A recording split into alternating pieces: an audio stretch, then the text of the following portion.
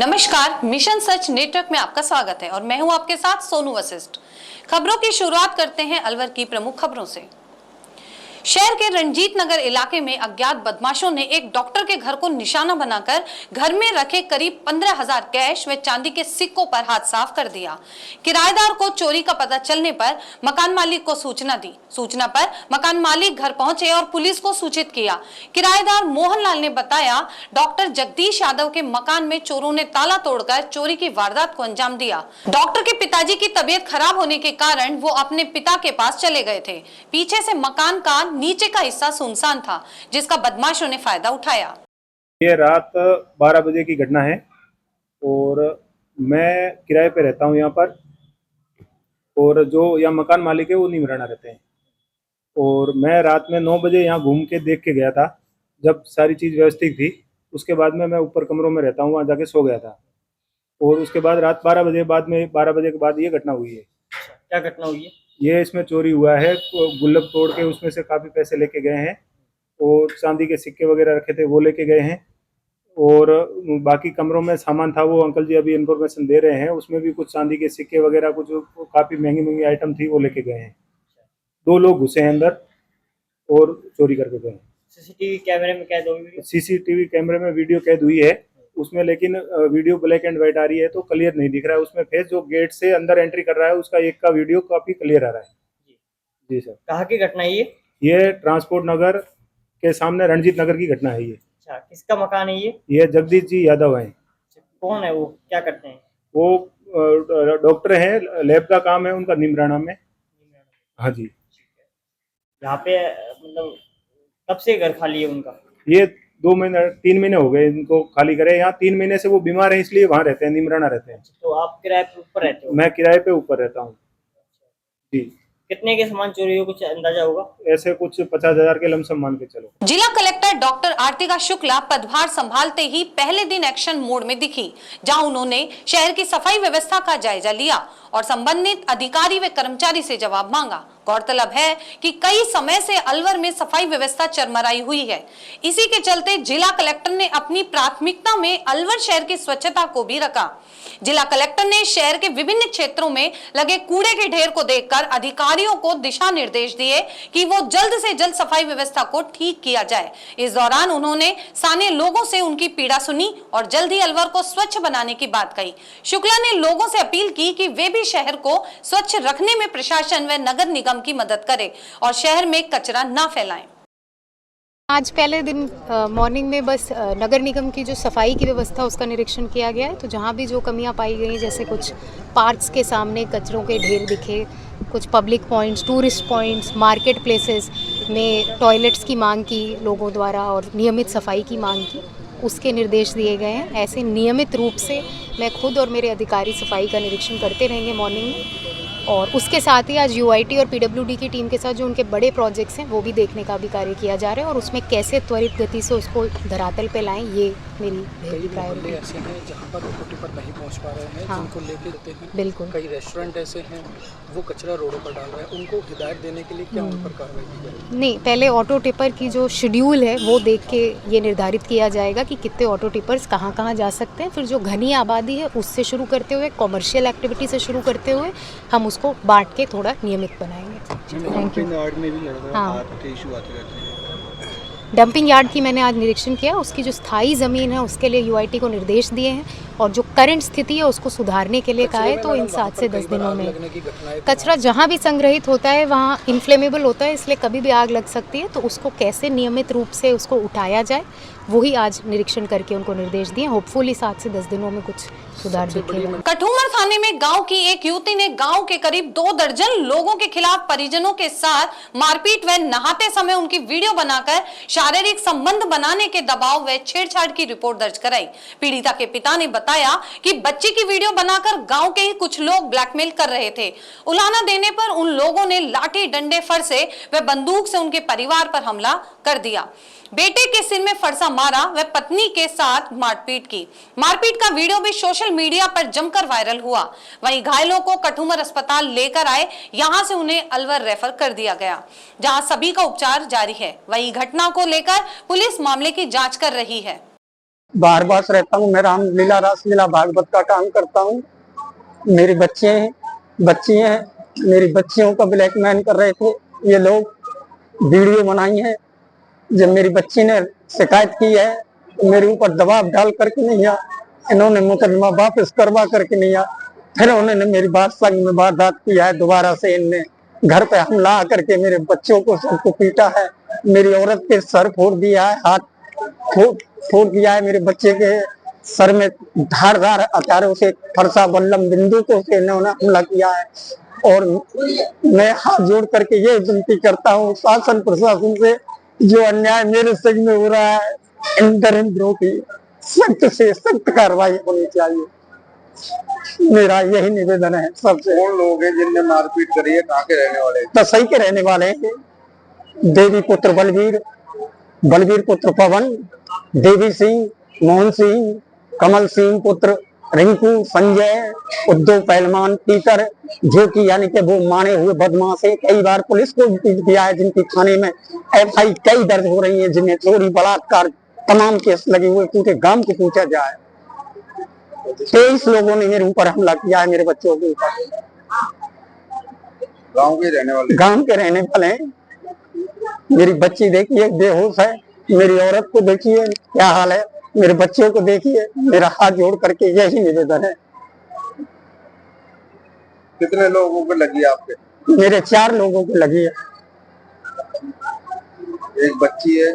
एक बच्ची है, 2 बच्चे हैं, एक मेरी वाइफ है। कब हमला किया उनने? ये परसों के दिन हमला किया है 12 बजे। घर पर आकर के गांव वालों को पूछा जाए। कहाँ भर्ती कराया था? इनको कठुमर भर्ती कराया था, कठुमर लेकर के आए। मुझे तो पता नहीं, मैं तो बाहर था। यहाँ रेफर कर दिया गया है फिर इनके लिए। मैं तो यहाँ आया हूँ, मेरे को तो पता ही नहीं है क्या हुआ है क्या नहीं हुआ है। आप घर पे मौजूद नहीं? नहीं, मैं मौजूद नहीं था। राजगढ़ उपखंड क्षेत्र गांव कोड़िया में एक युवक की तलाई में डूबने से मौत हो गई। घटना की सूचना मिलने पर ग्रामीण मौके पर पहुंचे और युवक के शव को बाहर निकाला। रैनी थाना अधिकारी प्रेमलता वर्मा ने बताया कि कोड़िया गांव का युवक राजेश भैंस को चराने के लिए तलाई के ऊपर से जा रहा था। इस दौरान उसका पैर फिसल गया और वह तलाई में जा गिरा, जिससे युवक की मौत हो गई। पुलिस ने पोस्टमार्टम के बाद शव परिजनों को सुपुर्द किया। आज कोड़िया गांव में एक तलाई में एक जो है व्यक्ति की डूबकर मृत्यु हो गई। वो व्यक्ति वहाँ से भैंस चराने के लिए निकला था, तलाई के ऊपर से जा रहा था, तो वो भैंस के भाग जाने से पीछे चल रहा था और फिर उसके बाद है जो उसका पैर फिसल गया और पैर फिसल कर गिरने से है जो उसकी पानी में डूब करके ही तलाई में मृत्यु हो गई। उसके बाद है जो शव को लाया जा करके पोस्टमार्टम करवाया गया है और पोस्टमार्टम करके शव को सुपुर्द कर दिया गया परिजनों को। सरिस्का क्षेत्र में स्थित पांडुपोल हनुमान महाराज व भरथरी मेला 9 से 12 सितंबर तक चलेगा। आज केंद्रीय वन मंत्री भूपेंद्र यादव, मंत्री संजय शर्मा व नेता प्रतिपक्ष टीकाराम जूली ने पांडुपोल हनुमान महाराज व भरथरी मेले का उद्घाटन किया। सुबह 9 बजे सरिस्का क्षेत्र में स्थित पांडुपोल हनुमान जी महाराज के दर्शन के लिए वन मंत्री भूपेंद्र यादव व मंत्री संजय शर्मा सरिस्का सदर गेट में जिप्सी से होते हुए पांडुपोल मंदिर पहुंचे। वहां उन्होंने विधिवत रूप से पूजा अर्चना कर मेले की शुरुआत कर भरथरी महाराज के ध्वजपति लेकर मंदिर पर चढ़ाई और मेले का शुभारंभ किया। मैं आप सभी का हृदय से आभार व्यक्त करता हूँ कि इस बाबा बद्रीनाथ के मेले के उद्घाटन पे आप लोगों ने मुझे सहृदय आमंत्रित किया और मैं इसके प्रारंभ होने की आपकी प्रतीक्षा करता हूँ। मंच पर उपस्थित राजस्थान सरकार के मंत्री, अलवर के हमारे यशस्वी विधायक सम्मानित संजय शर्मा जी,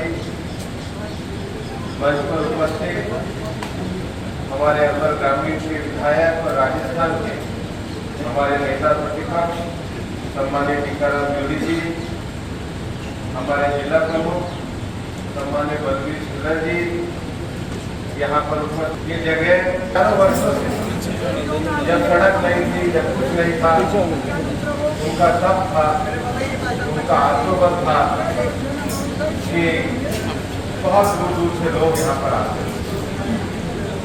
उन्होंने 3 बड़ी किताबें भी लिखी। आदमी को अपने सामाजिक जीवन में जीना चाहिए, उसके लिए उन्होंने श्रृंगार शतक लिखा। राजनीतिक आदमियों को कैसे काम करना चाहिए, राजकाज कैसे चलाना चाहिए, उन्होंने नीति शतक लिखा। और इस संसार में ईश्वर को पाने के लिए वैराग्य कैसे पाया जाता है, उन्होंने वैराग्य शतक लिखा। ये जगह हमारी लोक परंपरा में, लोक संस्कृति में लगातार जीवन तपस्या स्थल के रूप में रही है। महाराज बद्रीनाथ का जो धुआं यहाँ पे जलता रहा, कितने लोगों ने अपने जीवन में उतार चढ़ाव देखे, लेकिन फिर भी जीवन के संकटों से पार पा गए। ये ऐसी जगह है। और इसलिए हर साल जो यहाँ मेला लगता है, लोग आते हैं, अपने लोकगीत गाते हैं, अपना विषय रखते हैं, अपने मन की बात रखते हैं और वापस से अपने घर परिवार में लौटते हैं, अपने जीवन को, जिम्मेदारी को अच्छे तरीके से निभाने। ये सच है कि ये जगह यहाँ पर सुंदर और तपोस्थली भी इसलिए है कि ये वनों के बीच में, और मैं तो चुनाव के समय में भी आया, चुनाव जीतने के बाद भी आया। तब भी हमारे हेमाराम जी, सेठूराम जी, इन सब लोगों ने मेरे को इस स्थान के विकास के लिए कहा। और इसलिए इस बार राजस्थान सरकार के बजट, हमने बजट घोषणा करके बद्रीनाथ बाबा के स्थान को विकसित करने का संकल्प सरकार ने किया। और इसके लिए मैं हमारे मुख्यमंत्री माननीय भजन लाल जी का भी धन्यवाद देना चाहूँगा और हमारे राज्य मंत्री और संजय शर्मा जी और हमारे टीकाराम जी का भी धन्यवाद देना चाहेंगे कि ये लोग भी इसको आगे बढ़ाने में लगे। ये स्थान का ही महत्व होता है कि हम सब राजनीति से ऊपर यहाँ आकर के बैठते हैं, क्योंकि हम सबका मालिक ये बाबा बद्रीनाथ। हम जो कुछ है 5 साल के लिए आपस में जो राजनीति करे कर सकते हैं, लेकिन ये तो स्थायी, चिर स्थायी, हजारों साल से उनका जो तप है, जो त्याग है, वही यहाँ पर अपने आप में हमको यहाँ पर मिलाता है। इसलिए स्थान बढ़ा, इसका महत्व बढ़ा है। हम इसके आगे कुछ भी नहीं है भाई, हम इसके आगे सेवक है, मंत्री नहीं है। और इसलिए जो संकल्प हमारी सरकार ने किया है, वो सबका सामूहिक संकल्प है। पिछले दिनों सरिस्का के कुछ विषयों के लिए मैंने एक समीक्षा बैठक भी ली, क्योंकि सरिस्का के पास हमारे कुछ रेवेन्यू की जमीन का विषय था। सरिस्का में क्रिटिकल हैबिटेट बनाने के कारण सर्वोच्च न्यायालय में विषय था, वो भी पिटीशन अभी लंबित पड़ी है। सरिस्का से एलिवेटेड रोड का भी विषय लंबित था। और ये जो भूमि है, इसको भी इस तरीके से विकसित करने का आदेश हम साइट लेना चाहते हैं, जिससे स्थायी रूप से जो प्रेरणा केंद्र है वो आदर्श, स्वच्छ और एक आदर्श होना चाहिए कि बद्री बाबा तो गरीबों के देवता है। हर गरीब आदमी आकर के अपना माथा टेक करके अपने मन का संकल्प ले जा सके, ऐसा स्थान हमको बना।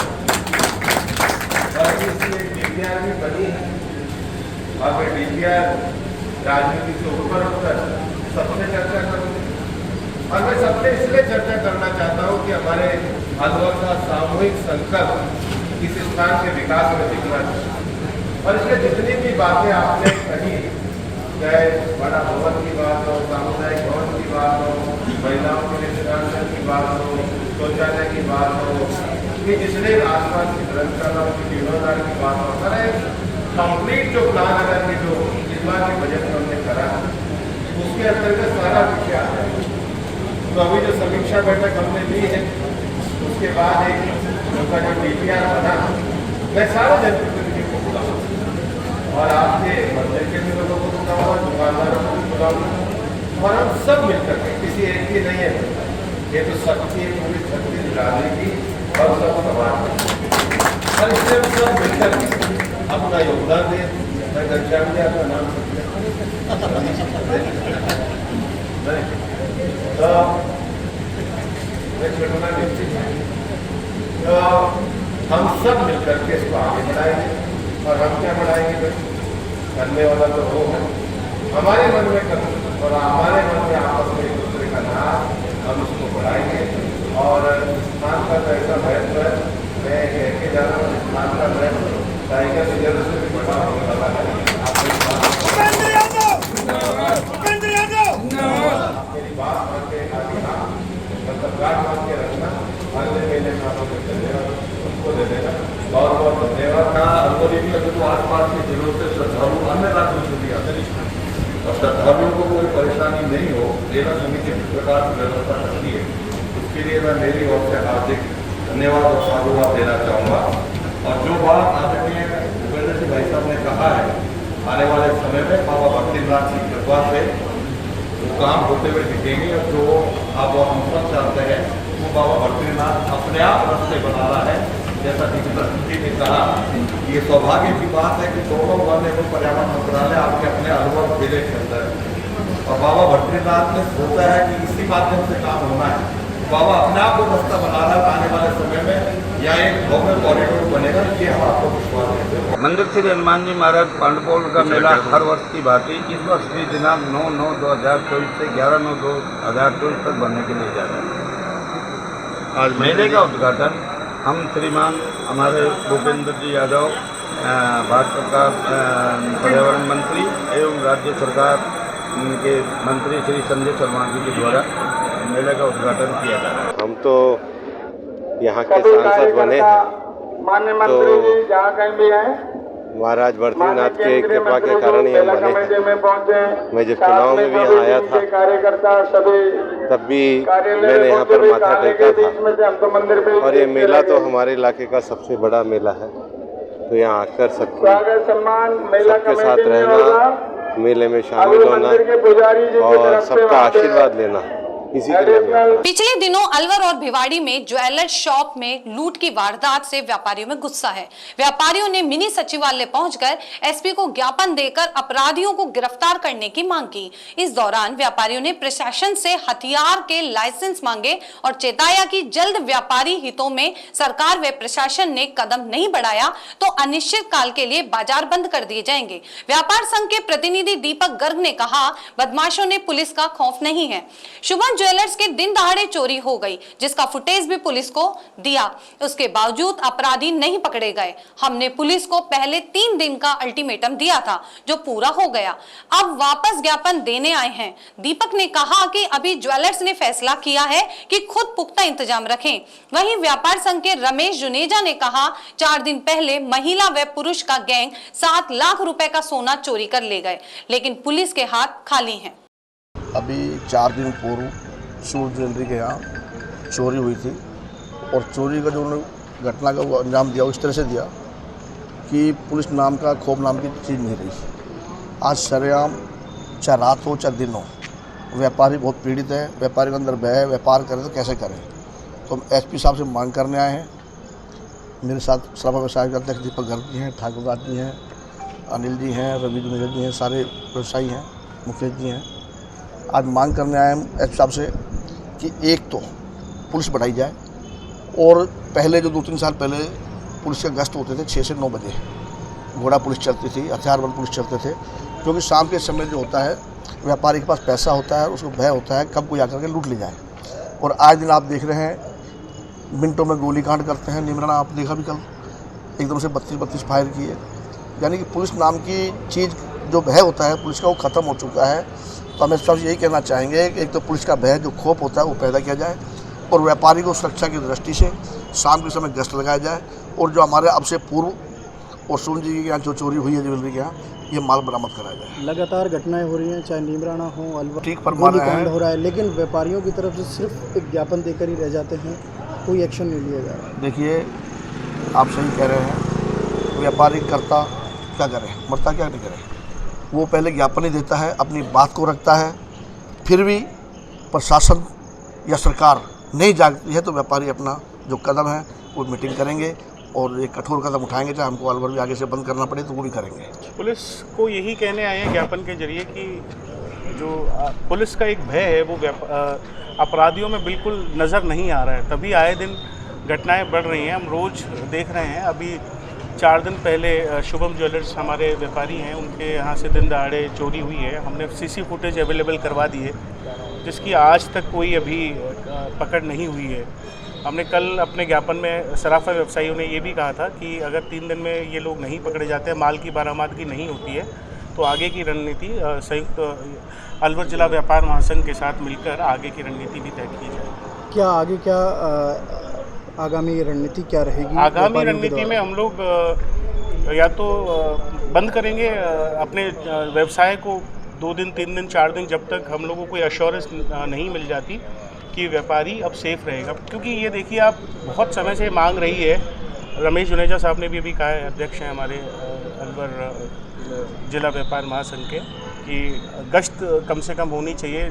पहले घोड़े पे गश्त रहती थी, पुलिस वाले जब निकलते थे दिन में, बाज़ार में से निकलते हैं, तो एक अपराधियों के दिमाग में भय रहता है, कहीं ना कहीं एक वर्दी का खौफ रहता है, जो बिल्कुल अपराधियों के दिमाग में से खौफ निकला हुआ है। तो आप लोगों के माध्यम से और एसपी साहब को यही एक ज्ञापन देने आए हम। ये तो आप देख ही रहे हैं कि हर जगह पे आज की तारीख में ज्वेलर एकदम ऐसे सॉफ्ट टारगेट पे है इनके, चाहे कोई डकैती कर रहा है, चाहे कोई चोरी कर रहा है, कि मतलब हम लोग तो बिल्कुल ही, तो हमने अपनी तरफ से सारे ज्वेलर्स को ये कहा है कि आप अपने पुख्ता इंतजाम तो करके रखें, और साथ में प्रशासन से यही कि आप हमारी सुरक्षा की एक जिम्मेदारी तो कम से कम उठाएं, और सारे व्यापारियों में एक रहे कि हाँ हम लोग सेफ़ हैं। और अगर कोई व्यापारी अपने लिए कोई हथियार के लिए अगर अप्लाई करता है, तो कम से कम उसको रिकॉर्ड चेक करके और जो भी उनकी सिस्टम है उसके तहत उनको हथियार मुहैया कराया जाए। और अब चलते हैं जिले की ग्रामीण खबरों की ओर। घिलोट मैन्युफैक्चरर्स एसोसिएशन की ग्लोबल सेरेमनी कंपनी के सभागार में बैठक आयोजित हुई। बैठक में आरएस अरोड़ा को सर्वसम्मति से अध्यक्ष बनाया गया। घिलोट मैन्युफैक्चरर्स एसोसिएशन की नई कार्यकारिणी आगामी 2 साल कार्यरत रहेगी। कार्यकारिणी में 27 लोगों को स्थान दिया गया। वहीं गत वर्ष का लेखा जोखा प्रस्तुत किया गया। कार्यकारिणी में राजा सोनी को दोबारा महासचिव बनाया गया। वहीं नीरज गुप्ता को सलाहकार और अनुराग बंसल को संयुक्त अध्यक्ष बनाया गया। आज हमारा एनुअल मीटिंग थी घिलोट मैन्युफैक्चरर एसोसिएशन की। इसमें हमें अपने पूरा 2 साल का पूरा लेखा जोखा कार्य प्रणाली का सभी मेंबर्स के सामने प्रस्तुत किया। उसके बाद हमने नई कार्यकारिणी का गठन किया जो 2024 से 2026 तक वर्किंग करेगी। उसमें हमें as a president Shri RS Arora ji को चुना, ज्वाइंट प्रेसिडेंट श्री अनुराग बंसल जी को, जनरल सेक्रेटरी मैं खुद Raja Soni, joint general secretary Pramod Nehra ji, treasurer Sunil Kalonia ji. बाकी टोटल हमने 25 मेंबर्स की कार्यकारिणी का गठन किया है। उसमें 7 vice president, 5 associate vice president, 4 general secretary, 4 secretary, ये सब।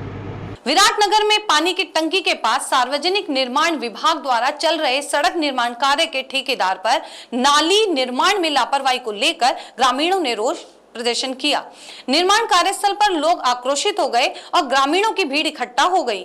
मौके पर पुलिस ने लोगों से समझाइश का प्रयास किया, लेकिन ग्रामीणों का गुस्सा शांत नहीं हुआ।